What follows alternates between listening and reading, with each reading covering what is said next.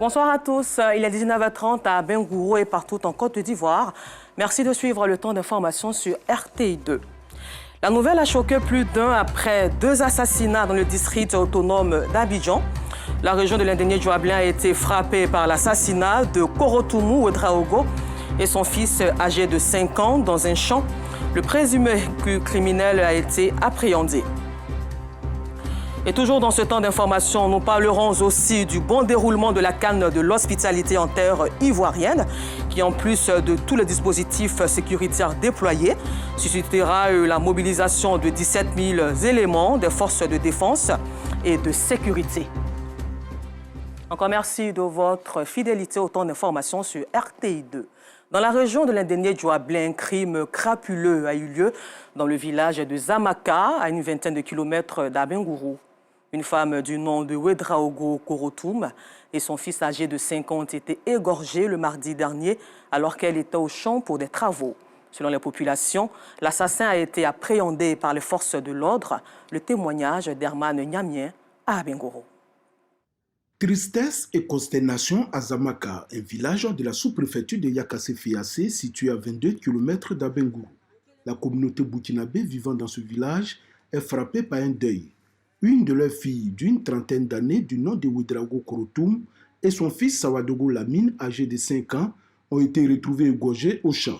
C'est moi avec elle qui est parti là-bas, au champ. On m'a appelé qu'il y a une vieille qui a disparu au village ici. J'ai dit à ma soeur qu'elle n'a qu'à s'apprêter pour venir. Pour venir. Vous l'avez dévancé au village? Moi, je l'avais dévancé. Voilà. Comme moi, j'avais vélo, je l'ai dévancé. Maintenant, quand on est venu, c'est la vieille.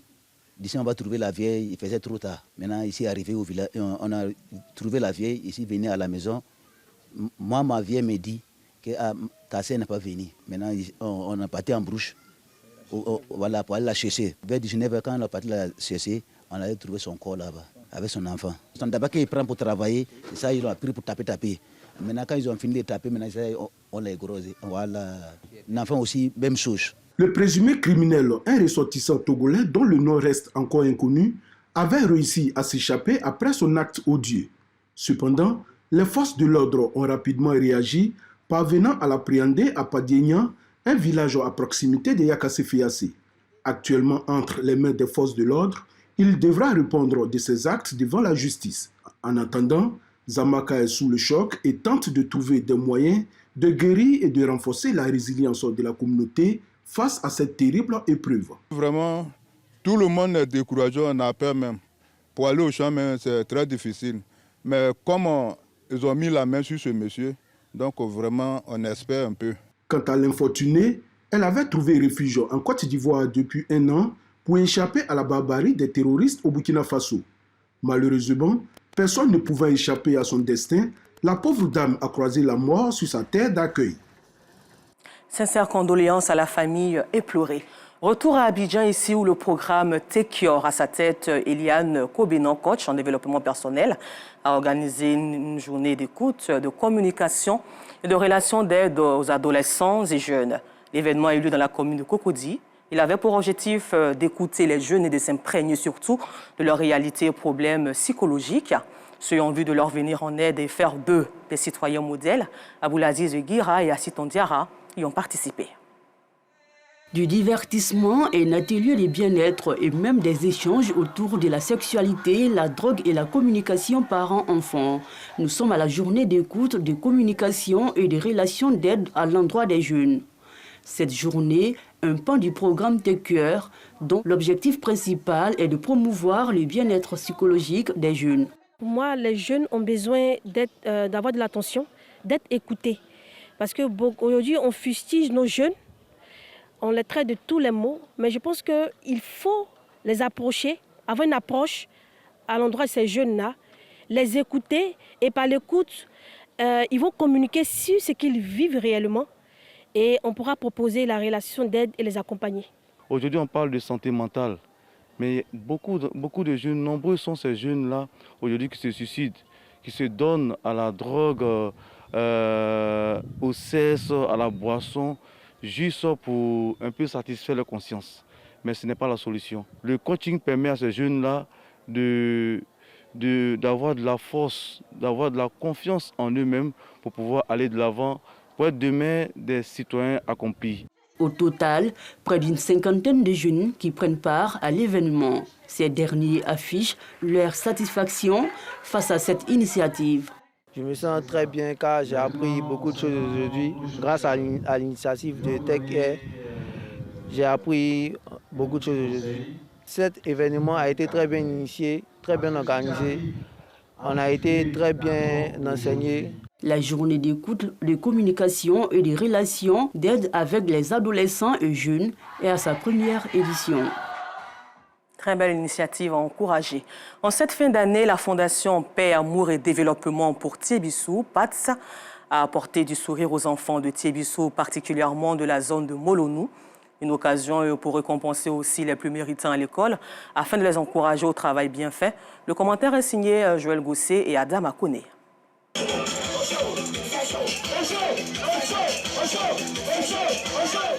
Les fêtes de fin d'année s'approchent à grands pas et les communautés villageoises ne veulent pas rester en marge de ces festivités. Les enfants du village de Molonou, dans la sous-préfecture de Thiébissou, ont reçu la visite de la Fondation Paix, Amour et Développement pour Thiébissou, PATS. Après les civilités, les membres de l'ONG se sont dirigés sur la place publique du village de Molonou. C'est à cet endroit du village que ces populations rurales reçoivent un soutien à la veille des fêtes de fin d'année. C'est l'occasion aussi de récompenser les plus méritants en classe pour les encourager à retrouver l'effort et de travailler. Donc c'est un fierté pour nous, les enfants de Thiébissou, particulièrement de la sous-préfecture de Molonou, d'être ici aujourd'hui. Donc la sous-préfecture de Molonou fait plaisir à tous ces enfants. Leurs enfants, au nombre d'un peu plus de 300, reçoivent des gadgets et des jouets. Cette action est bien accueillie par les parents. Ça a été une réussite, après avoir apprécié. Et puis je suis dans la sous-préfecture de Molonou. C'est la toute première fois qu'on assiste. Vraiment, nous disons merci. Nous avons reçu les cadeaux. Et les enfants, je pense qu'ils sont fiers. Ce moment de partage et de convivialité a pour objectif de soulager un tant soit peu et égayer cette population rurale. Rendez-vous l'année prochaine pour une nouvelle opération de 10 000 cadeaux pour le bonheur des tout-petits. L'Organisation interprofessionnelle agricole d'Anakad, OIA, a eu sa première assemblée générale et a profité également pour présenter ses perspectives de l'année 2024 en mettant un point d'honneur sur la formation de ses membres. La présentation de ce plan officiel a eu lieu le samedi 25 novembre 2023 à Yamoussoukro à la faveur de cette première assemblée ordinaire de la dite organisation. Aboulaziz Guira, nous Sangaré. Yamoussoukro, capitale de la Côte d'Ivoire. Une centaine de membres de l'OIA, Organisation interprofessionnelle agricole d'Anakad, sont réunis en assemblée générale. Ces acteurs de la filière Anakad font le point de l'année 2023 et des projections pour l'année 2024. Les textes qui régissent notre interprofession disent que pour la bonne gouvernance, qu'il faut tenir au moins 2 assemblées générales par an. La première assemblée, elle va concerner l'année 2023, l'autre va concerner plus ou moins les projections sur 2024. Un bilan de l'année 2023 jugé satisfaisant. L'organisation compte corriger certains aspects de ses acquis pour la prochaine échéance. Pour nous, le bilan il est positif. Il est positif et on cherche à le rendre encore plus positif sur l'année 2023. Il faut rappeler ici que nous sommes en premier exercice après la reconnaissance qui a eu le 26 octobre 2022. Donc pour dire qu'on a eu du temps, on n'a pas eu assez de temps, je veux dire, pour réaliser les projections qu'on avait sur 2023. Mais je pense que celles qu'on n'a pas pu réaliser sur 2023, qui peuvent s'expliquer par des raisons d'autres, seront réalisées sur 2024 avec celles qui viendront en consolidation de ces activités. Pour le représentant du ministère de l'Agriculture, l'OIA Anakad est à encourager. La filière Anakad a pu aboutir et même eu son décret de reconnaissance d'il y a 1 an. Il fallait d'ailleurs saluer cette performance parce que à peine le Conseil, l'Assemblée générale constitutive a eu lieu en moins d'1 an, ils ont eu leur décret de reconnaissance, c'est une performance. Et c'est cette même performance que Monsieur le ministre d'État, ministre de l'Agriculture, veut souhaiter à cette filière. Ces assises sont les premières du genre depuis la création de l'Organisation interprofessionnelle agricole d'Anakard, OIA, une organisation dont l'objectif est de renforcer les compétences et la capacité d'exploitation de tous les acteurs de la filière Anakard. Sur le marché ivoirien, plusieurs marques de fabrication d'eau sont en concurrence. Si certaines de ces marques se distinguent par le moindre coût de leurs produits, d'autres se distinguent par leur effet sur la santé. Et dans nos prochaines éditions, Aboulaziz Guira nous en parlera. Et toujours en Côte d'Ivoire, s'agissant de la CAN 2023 qui se déroulera du 13 janvier au 11 février 2024, plus précisément à Abidjan, Bouaké, Korogo, San Pedro et Yamoussoukro.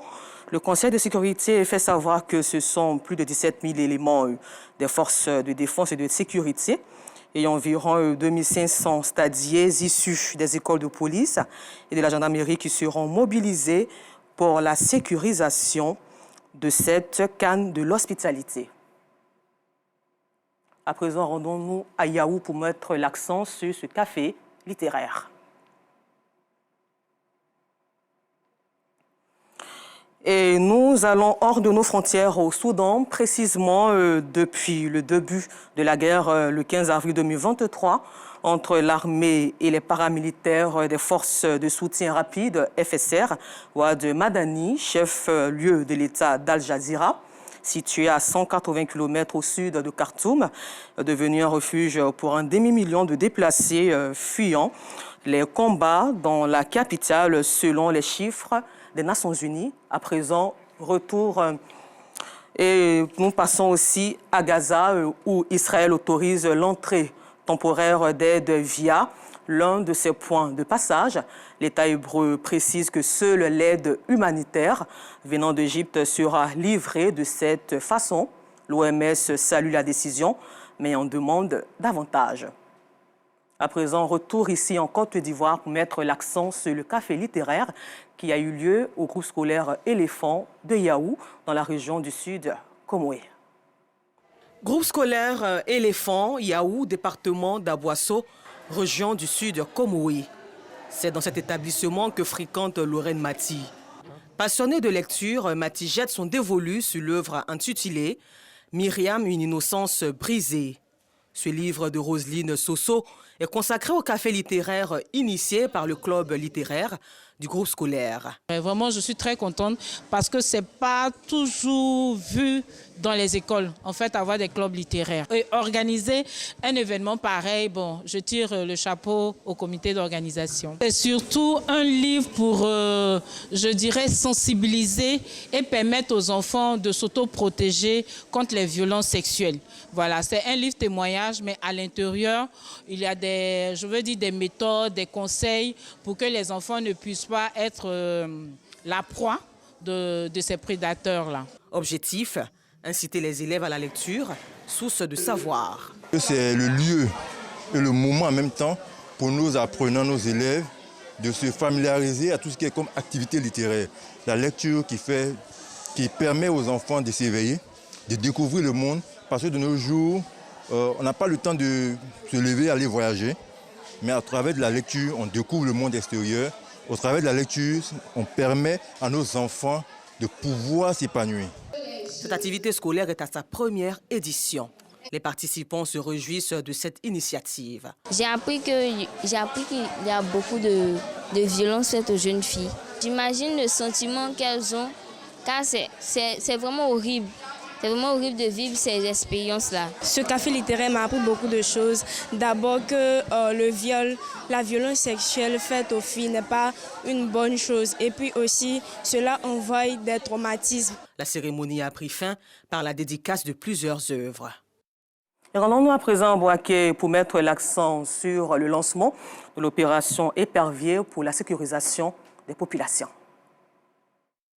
Boulevard du Carnaval de Bouaké. Le commissaire divisionnaire Mobio Maxime lance l'opération Épervier 9 dans les régions de Gbeke et du Hambol. Une opération qui vise à renforcer la sécurisation des fêtes de fin d'année. Comme les précédentes, cette opération constitue une stratégie conjointe de lutte contre la criminalité. Pour cette 9e édition, l'opération Épervier revêt un caractère spécial. celle de sécuriser la 34e édition de la Coupe d'Afrique des Nations de football. Le préfet de police de Bouaké félicite les forces de défense et de sécurité pour leur effort de sécurisation et appelle les populations à coopérer avec les FDS pour des périodes de fin d'année sécurisées.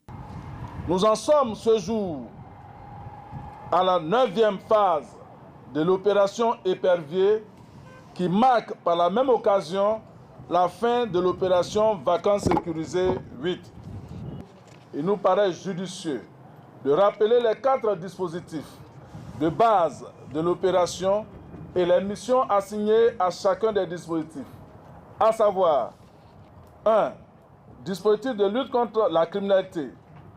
Au titre des dispositifs de lutte contre les atteintes aux bonnes mœurs et à la moralité publique, lutter contre le phénomène du proxénétisme et le racolage, lutter contre la pédophilie et l'exploitation sexuelle des enfants, lutter contre les vendeurs de supports à caractère pornographique, interpeller toute personne se livrant à la débauche sexuelle, effectuer des visites dans les bars et clubs privés favorisant la débauche sexuelle, interpeller les propriétaires et clients de ces structures et procéder à leur fermeture, interpeller les auteurs d'affiches ou de banderoles portant atteinte à la moralité publique, garantir la moralité publique. L'opération Épervier 9 mobilise 500 policiers, gendarmes et militaires qui seront déployés dans les villes de Kachula et Bouaké. Ils seront chargés de sécuriser les grands carrefours et les lieux stratégiques. L'opération lutte aussi contre le grand banditisme sous toutes ses formes et mène au quotidien des patrouilles motorisées et pédestres. Au nord-est de la Côte d'Ivoire, dans la région du Gontougo, pour contribuer à l'autonomisation des personnes en situation de handicap de Sandégué, l'ONG Yonsoa Boané a été créée par Ian Apollinaire.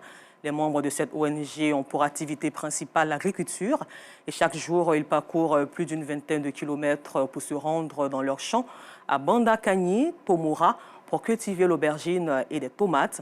Une activité qui leur permet de se prendre en charge financièrement et surtout subvenir aux différentes charges de leur famille. Assitan Diarra et Kader Bachil étaient à Sandégué et vous verrez leur reportage dans nos prochaines éditions. C'est tout pour aujourd'hui. Encore merci à vous de nous avoir suivis sur RTI2, la chaîne la plus proche des populations. Excellent week-end en compagnie de nos programmes.